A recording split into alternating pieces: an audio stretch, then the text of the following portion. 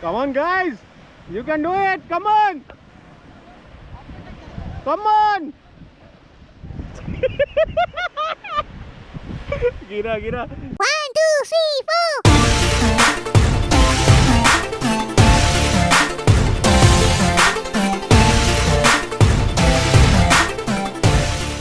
तो फिर से स्वागत करता हूँ मालिक प्रकाश के दमन ब्लॉग के पार्ट 2 में। आई होप आप लोगों को जो फर्स्ट पार्ट था दमन ब्लॉग का वो पसंद आया होगा, ओम मंदिर वाला। अगर आपने अभी तक नहीं देखा तो मैं यहाँ पे लिंक डिस्क्रिप्शन बॉक्स में डाल दिया हूँ, आप उस पर क्लिक करके देख सकते हो, जो कि काफ़ी ब्यूटीफुल है। तो फिलहाल मैं निकल चुका हूँ दमन के जो बाकी टूरिस्ट स्पॉट है उसको कवर करने के लिए। एंड अभी जो हमारा प्लान है, जो 2-3 पॉइंट्स है उसको कवर करने का। फर्स्ट ऑफ ऑल तो हमारा मेन प्लान है कि जो दमन का सबसे बड़ा एंड फेमस बीच है देवका बीच, वहाँ पे जाने का। और उसके आसपास में और बहुत सारे स्पॉट्स है उसको कवर करने वाले। तो चलिए उससे पहले मैं आपको थोड़ा सा दमन की हिस्ट्री के बारे में बताता हूँ, सो दैट कि आपको पता चले कि दमन का क्या हिस्ट्री है, क्योंकि बहुत सारे लोगों को नहीं पता है। तो दमन एंड दीव जो है ना, 2 अलग अलग लोकेशन है, ऑल्दो ये सेम यूनियन टेरिटरी में आता है। दमन एंड दीव जो है एक बहुत ही बड़ा कोस्टल एरिया है अपने देश का। एंड अगर मैं दमन द्वीप के नाम की हिस्ट्री के बारे में बात करूँ तो दमन का नाम जो दमन में गंगा नदी है उनके नाम पे पड़ा है। एंड जो द्वीप है उसका नाम संस्कृत का एक वर्ड है द्वीपा, जिसका मतलब होता है आइलैंड, उसके नाम पे पड़ा है दमन द्वीप। अगर मैं दमन की एरिया की बात करूँ तो ये लगभग 112 वर्ग किलोमीटर में फैला हुआ है।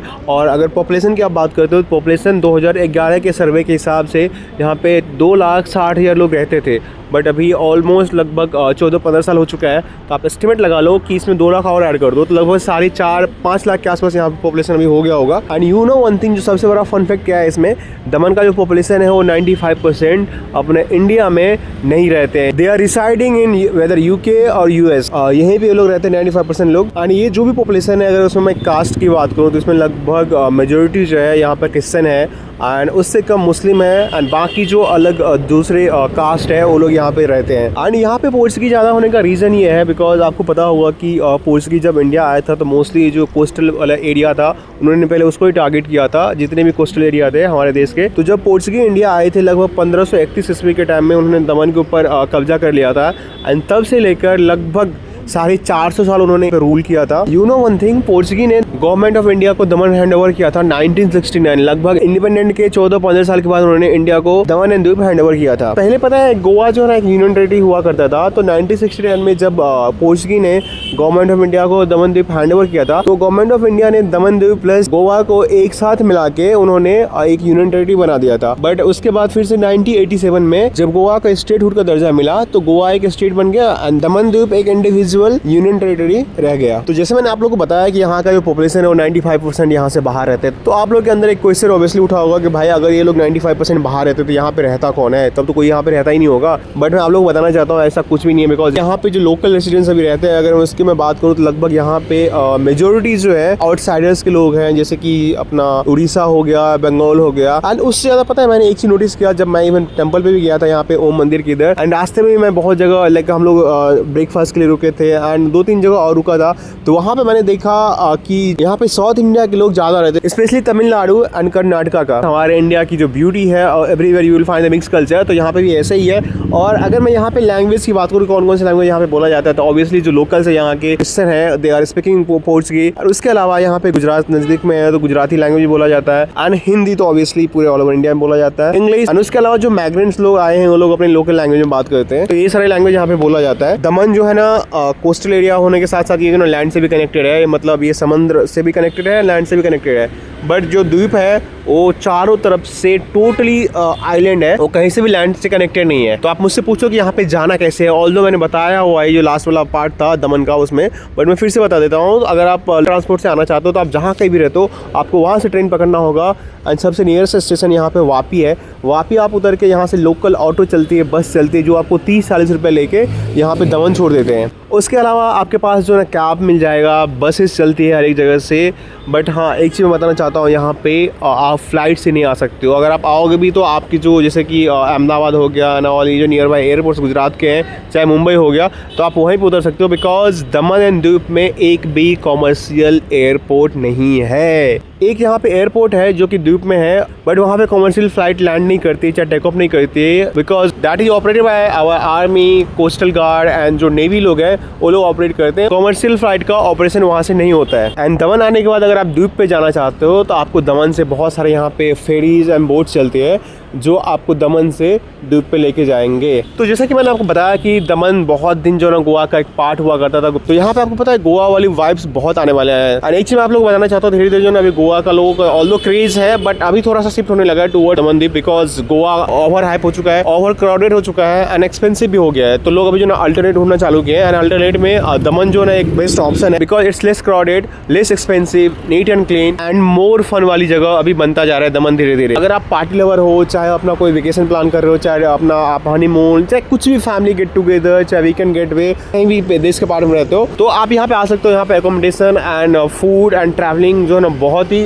चीपर है एज कम्पेयर टू गोवा। तो जैसे मैंने आपको बताया कि दमन का क्षेत्रफल लगभग जो एरिया है वो 112 वर्ग किलोमीटर के आसपास, तो यहाँ पे पता आप छोटा वेकेशन भी प्लान कर सकते हो। एंड ये थोड़ा कम खर्चीला होने का रीजन ये है बिकॉज यहाँ पे आपको पता है ट्रैवलिंग का एक्सपेंसेस बहुत ही कम है, क्योंकि यहाँ पे जो भी टूरिस्ट स्पॉट्स है वो नियर बाय है। तो दोस्तों फिलहाल देख सकते हो मैं पहुंच चुका हूँ दमन का one of the famous and most attractive beach जो है देवका बीच, वहाँ पे। जी हाँ, ये जो इतना ब्यूटीफुल बीच है, ये जो यहाँ का सामने का सीनिक व्यू देख रहे हो, ये आज से 2 साल पहले नहीं था, बिकॉज जब से यहाँ पे जो टूरिस्ट है वो आना चालू हुआ है, तब से जगह का जो ना रिनोवेशन डेवलपमेंट भी चालू हो गया। ये जो आप जो भी अभी सराउंडिंग्स यहाँ पे देख रहे हो, चाहे डेवलपमेंट देख रहे हो, ये आज से 2 साल पहले नहीं था, जस्ट 2 साल पहले ये सारी चीजें बना है यहाँ। तो दोस्तों जैसे मैंने आपको बताया कि दमन एंड द्वीप 2 अलग अलग डेस्टिनेशन है, वैसे यहाँ पे दमन भी जो ना 2 पार्ट में डिवाइडेड है। जी हाँ, ये जो आप सामने वाला एरिया देख रहे हो, ये रिसेंटली डेवलप एरिया है। जैसे आपको पता है कि एक यूनियन टेरिटरी है, तो सेंट्रल गवर्नमेंट के जितने भी काम्स होते हैं, जितने भी ऑफिसेज हैं, गवर्नमेंट वर्क्स है, कोर्ट हो गया, चाहे जो भी गवर्नमेंट के ऑफिसेज होते हैं, सब कुछ यहाँ पे ये जो एरिया देख रहे हो सामने, इसके अंदर ही है। एंड दमन का जो फेमस वॉच टावर है एंड पोर्ट है, ये भी सामने आप देख सकते हो यहीं पे है, और ये पोर्ट के अंदर ही है सारे जितने भी गवर्नमेंट ऑफिसेज हैं, सब कुछ जितने भी काम होते हैं गवर्नमेंट के, सब यहाँ पे ही होता है। बाकी एक दूसरा एरिया है जो कि आप देख सकते हो, ये ब्रिज क्रॉस करते हो यहाँ पे, तो सामने देख रहे हैं ये जो आपको रेसिडेंस दिख रहा है, यहाँ पे जितने भी यहाँ के लोकल्स हैं वो लोग यहाँ पे रहते हैं। एंड ये जो एरिया है थोड़ा सा ज़्यादा क्राउडेड है एज कम्पेयर टू ये जो सामने वाला एरिया आपने देखा उससे, बिकॉज यहाँ पे जितने भी यहाँ के पॉपुलेशन सब इसी से रहते हैं। एंड एक चीज़ मैं आपको और बताना चाहता हूँ, इनकेस अगर आप यहाँ पे आते हो, तो जो एरिया मैंने आपको स्टार्टिंग में दिखाया जहाँ पे गवर्नमेंट ऑफिस वगैरह है, वहाँ की जो होटल्स वगैरह है वो थोड़ा सा ज़्यादा महंगा है एज कम्पेयर टू यहाँ पे जो लोकल रेसिडेंट्स यहाँ पे रहते हैं वो एरिया से कंपेयर करें तो। एंड एनीवे आप अगर यहाँ पे आते हो तो आपको ये जो लोकल रेसिडेंस वाला एरिया इधर ही आना हो, बिकॉज यहाँ पे जितने भी होटल, रिसोर्ट, रेस्टोरेंट है, 90% जो है ना ये जो लोकल रेसिडेंस है इसी साइड में है। तो दोस्तों फिलहाल देख सकते हो मैं आज अपना जो है ना यहाँ पे दमन बीच पे हूँ, और यहाँ पे अगर मैं एक्टिविटीज़ की बात करूँ, यहाँ पे आने के बाद आप क्या क्या कर सकते हो, तो एक्टिविटीज़ में आप यहाँ पे देख सकते हो ATV राइड्स है, उसके अलावा यहाँ पे बोट का 3-4 ऑप्शन है जो कि आप देख सकते हो। सिंगल बोट हो गया, उसके बाद जो ग्रुप्स में जाते हैं वो बोट का ऑप्शन है, पैराग्लाइडिंग कर सकते हो, हॉर्स राइडिंग कर सकते हो यहाँ पे, एंड बहुत सारे ऑप्शन है। मैं आज तो वीकडेज में आया हूँ, बट जब आप वीकेंड पे आते हो तो बहुत सारे यहाँ पे लोकल एक्टिविटीज, आर्टिस्ट वगैरह भी आते हैं जो कि यहाँ पे अपना आर्ट दिखाते हैं। और जब आप शाम को आओगे ना तो इतना रोमांटिक मौसम यहाँ पे होता है, बिकॉज लाइटिंग इतना ब्यूटीफुल यहाँ पे किया गया। मैं एक जिस वीडियो देखा था आज आने से पहले, जो कि बहुत ही खूबसूरत लग रहा था। शाम को 4 या 5 बजने वाले हैं ना, अभी स्टिल हम लोग यहाँ पे 2-3 घंटा और टाइम स्पेंड करेंगे, एंड उसके बाद हम लोग यहाँ से निकलेंगे। Come on guys, you can do it, come on, come on.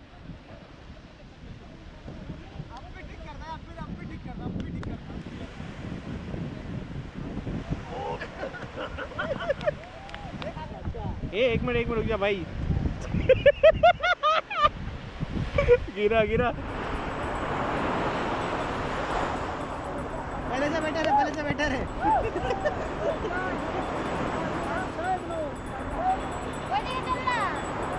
जल्दी कर, परवन निकलना है। अरे पीछे तू तो और पास आ गया मेरे।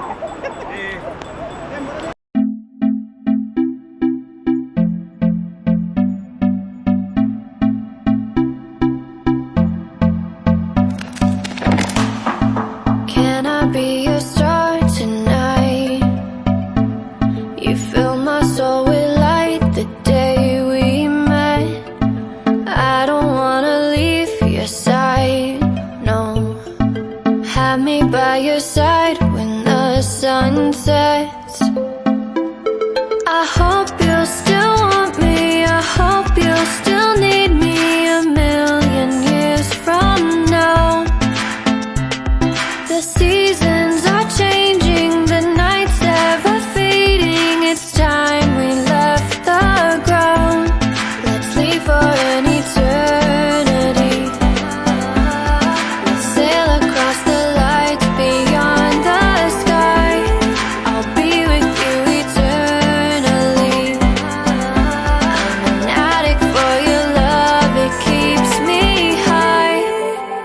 keeps me high.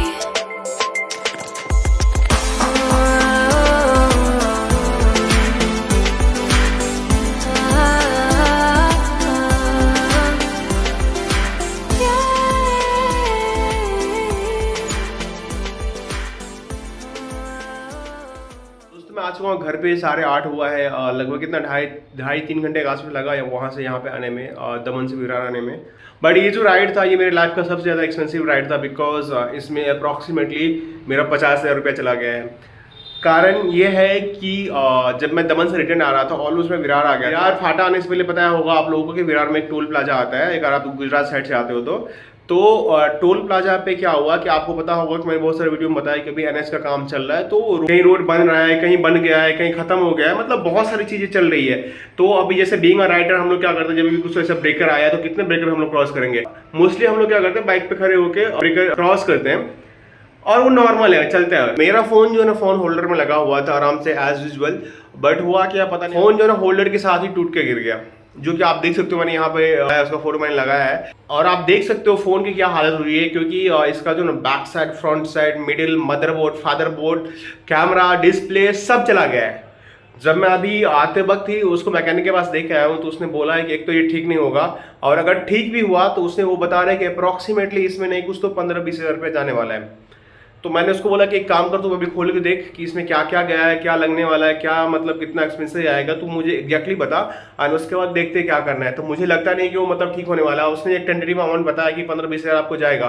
तो मैं वही सोच रहा हूँ कि यार मतलब अगर 15-20 हज़ार रुपये मैं इसमें लगाऊँ, फोन को 1 साल भी नहीं हुआ था और अभी फिर 15-20 हज़ार रुपये उसमें लगाऊँ, तो मैं सोच रहा हूँ कि अगर ज़्यादा एक्सपेंस इसमें आया तो मैं मतलब फ़ोन फिर रिप्लेस करना होगा, बिकॉज फ़ोन के बिना तो रह नहीं सकते हैं। ऑफिस का काम है डेली का, ऊपर से मेरा ब्लॉग का जो भी काम होता है बस मैं कैमरा से रिकॉर्ड करता हूँ, जो मेरा गोप्रो है, बाकी पूरा काम मेरा फोन से ही होता है। मैं लैपटॉप उतना यूज नहीं करता हूँ। मुझे लगता है नया फोन ही लेना होगा। तो अब क्या कर सकते हैं, ऐसा हो गया, इससे पार्ट ऑफ जर्नी। और कभी भी आप कहीं भी जाते हो ना तो यार पता है कुछ ना कुछ होता है, और पता है इससे हम बहुत कुछ सीखते हैं। यही एक लर्निंग्स होता है, सो दैट कि नेक्स्ट टाइम पता है अगर ऐसा कुछ होगा ना तो उससे पहले मैं सतर्क रहूंगा। और बीइंग अ न्यू राइडर पता है ये सारी चीजें जब आप खुद से एक्सपीरियंस करते हो ना तो बहुत ही काम की होती है, और आगे से ऐसी चीजों का पता है आप अच्छे से ख्याल रखते हो। तो चलिए, एक अच्छा एक्सपीरियंस रहा आज का, जो भी हुआ आई डोंट, चलो ठीक है, it's a part of journey. But जो दमन वाला जो वाइब था ना, जो वहाँ पे हम लोग गए, जो चीजें वहाँ पे देखी, जो वहाँ पे एंजॉय किया, वो अल्टीमेट था। आई होप दमन वाले वीडियो का दोनों पार्ट आपको अच्छा लगा होगा। अगर आपको वीडियो पसंद आया तो आप प्लीज इसको लाइक कीजिए, जितना कर सकते हैं अपने फ्रेंड एंड फैमिली के साथ शेयर कीजिए। अगर आप कहीं छुट्टी वेकेशन प्लान कर रहे हो तो प्लीज एक बार आप दमन जाकर देखो, बहुत ही अच्छा। और हिमालय प्रकाश यूट्यूब चैनल, चाहे फेसबुक पेज, चाहे इंस्टाग्राम, जहाँ ये वीडियो देख रहे हो, प्लीज इसको सब्सक्राइब और फॉलो करो। तो चलिए मिलते हैं नेक्स्ट वीडियो में। Till that time, bye bye, take care.